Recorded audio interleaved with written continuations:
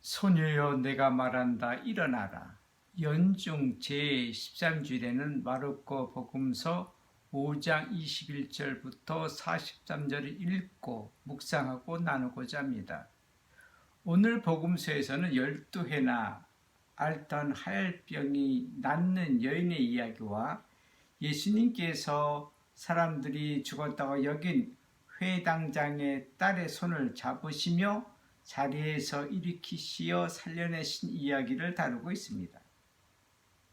복음서를 읽을 때마다 느끼는 감동과 못마땅한 마음은 예수님을 대하는 사람들의 태도 때문입니다.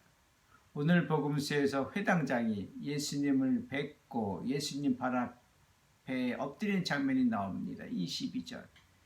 유대인 회당장은 전례 중심인 회당을 운영하는 사람입니다.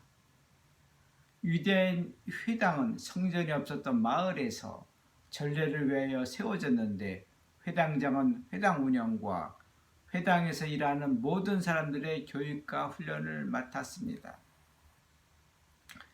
유대인 성인 남자 10명 정도가 회당에 모이면 회당직인은 바닥에 박하수를 뿌려 공기를 정화시킵니다. 전례가 시작되면 회중은 예루살렘을 향합니다. 전례는 쉐마 이스라엘, 이스라엘아 들어라 라고 시작되는 신명기 6장 4절 5절을 선창자가 하면 회중들은 따라 소리 높여 이어서 합니다. 그리고 마기드라는 독서자가 배달하는 강론 때 설교대에서 토라라는 모세오경을 읽고 설교 강론을 합니다. 토라는 3년을 주기로 153단으로 나눠 읽는데 마기드라는 독서자는 히브리어를 읽다가 잘못 읽으면 핫잘이 난 사람이 정정해주고 가끔가다 독서를 중단시킵니다. 마기드가 히브리어를 읽은 토라를 회전들이 이해하지 못하므로 이를 핫자는 아람어로 통역해 줍니다. 설교 강론을 아람어로 통역해 주는 것이 끝나면 마프트라라는 독서자가 예언서를 읽습니다. 루카복음서 4장 21절에는 예수님께서 고향 회당에서 이사 예언서 58장 6절을 읽으시고 나시어 너희가 들은 이 말씀이 너희 가운데 이루어졌다고 하셨습니다. 전례 마지막에는 회당장이 민수기 6장 24절부터 26절 말씀으로 축복문을 낭송합니다. 회중들은 아멘으로 화답하면 전례가 끝납니다. 예수님 당시 유대인들은 마을에 모여 마을 사람 중 덕망이 있는 사람 10명을 선출하여 마을 의회를 구성했습니다. 이 의회에서 회당장을 선출하는데 마을 규모에 따라 1명에서 3명 정도의 회당장을 선출했습니다. 초대 교회 때에도 유대인들의 의회 제도를 도입하여 개종자들을 신자로 받아들일지 말지를 결정하고 재정 관리를 하고 교사를 임명하고 지역사회 민원을 해결하였습니다. 회당이 크면 배다 강론대 가까이에서 설교를 듣기 위하여 사람들은 회당장에 뇌물을 주는 경우가 있었는데 예수님께서는 마태복음 23장 6절에서 바리사이파나 율법학자들도 회당에서 앞자리나 높은 자리에 앉으려는 것을 보시고 이를 꾸짖으신 일이 있습니다. 회당장은 유다사에서 상당한 수에 있음에도 불구하고 야이로라는 회당장이 오늘 복음에서 예수님 발 앞에 엎드린 것입니다.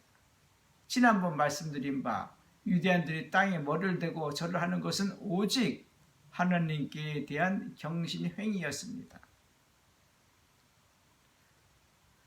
요한복음서 9장 20절에는 누구든지 예수님을 메시아로 받아들이면 회당에서 내쫓기로 유대인 회당장들 사이에서 합의하였기 때문에 야이로라는 회당장이 예수님 발 앞에 엎드린 행위는 딸의 목숨을 구하려고 유다 사이에서 자신의 지위를 내던지려는 부성애와 예수님께서 정말 메시아가 아닐까 하는 믿음도 어느 정도 있지 않았을까 하는 마음이 듭니다. 예수님께서 하혈병을 앓는 여인과 말씀 중간에 회당장 집에서 사람들이 와서 따님이 죽었습니다. 35절 라는 말을 회당장이 들었을 때 많은 상념이 회당장 머릿속에서 오고 갔을 겁니다. 그때 예수님께서 두려워하지 말고 믿기만 하여라 36절라고 하신 것입니다. 예수님께서 베드로와 야고보와 요한 이외에는 아무도 따라오지 못하게 하셨을 때에도 회당장은 믿는 마음으로 예수님을 집으로 모신 것입니다.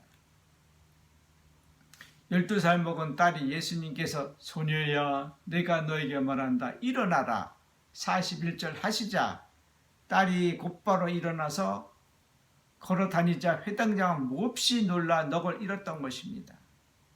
예수님께서 딸에게 먹을 것을 주라는 말씀에 정신을 차려 부인에게 딸을 데리고 나가 먹을 것을 주라고 했을 겁니다.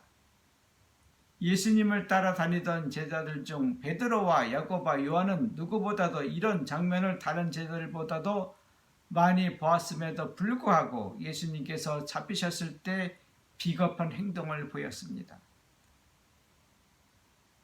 예수님을 대하는 사람들의 태도에 제가 못마땅하게 생각하는 것은 예수님께서 군중을 피하여 일부러 호숫가 건너편으로 건너가셨지만 그곳에서도 군중들이 모여들었고 회당장이 죽게 된 딸을 살려달라고 청을 하여 그 집으로 가시는데 군중들이 밀쳐대는 장면입니다. 적어도 12명의 제자들이 밀착 경호를 했을 텐데 그 틈을 타고 어느 여인이 예수님 옷에 손을 대게 하다니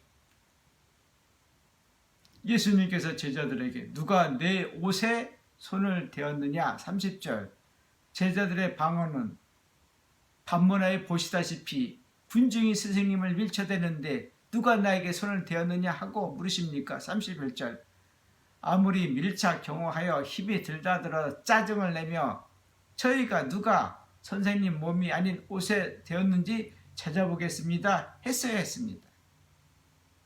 제자 중 어떤 사람은 이런 생각을 했을 겁니다. 감히 어느 분 앞에서 성질을 부려? 예수님 제자 중 예수님의 말씀과 행동을 닮은 사람들이 그때나 지금이나 별로 없어서 그게 걱정입니다. 군대에서 제가 소대장 시절 중대장 이훈엽 대위가 중대 간부 회의에서 3소대 애들은 말하고 행동하는 것이 꼭 소대장 닮았어? 라고 하더군요. 그 말을 듣고 유심히 소대원들의 말과 행동을 살펴보니 알게 모르게 말과 행동이 저를 닮아가더군요. 이 말에 연대장 강내진 대령이 위병소 근무 중 저에게 물은 말 어떤 사병을 가리키면서 이 병사가 오중대원인가? 예 그렇습니다. 연대장이 하셨던 말씀 오중대원들은 말과 행동하는 것이 꼭 중대장 닮았어? 그의 오중대는 연대 20개 중대에서 선봉중대 1등 중대가 되었지요. 연대장은 다음에 군단 9개 연대에서 선봉연대장 1등 연대장이 되었습니다. 사람들은 어떤 사람들의 말과 행동을 담는 경우가 있습니다. 영성대가들은 예수님을 관장하는 사람들은 예수님의 말과 행동을 알게 모르게 담는다고 합니다. 오늘 복음서를 통해 나누고 싶은 것은 삶 속에서 예수님의 말씀과 행동을 닮아가셨으면 합니다. 피곤한 전도 여행 중에서도 사람들의 청을 짜증내지 않으시고 들어주시는 예수님. 피곤에 쌓인 제자들이 퉁명스럽게 반문해도 나무라지 않으시는 예수님. 유대인 회당에서 회당장이 전례 끝에 하는 축복문을 오늘 복음서에 나오는 예수님 말씀을 대신하여 맺고자 합니다. 예수님 옷에 손을 대어 하혈병이 나았던 여인이 두려워 떨며 예수님 앞에 나왔을 때 예수님께서 하신 말씀 딸아 네 믿음이 너를 구원하였다. 편안히 가거라. 그리고 병에서 벗어나 건강해져라. 34절 딸이 죽었다는 소리에 머릿속이 하얘지고 눈앞이 캄캄해진 회당장에게 하신 말씀 두려워하지 말고 믿기만 하여라. 36절 고맙습니다.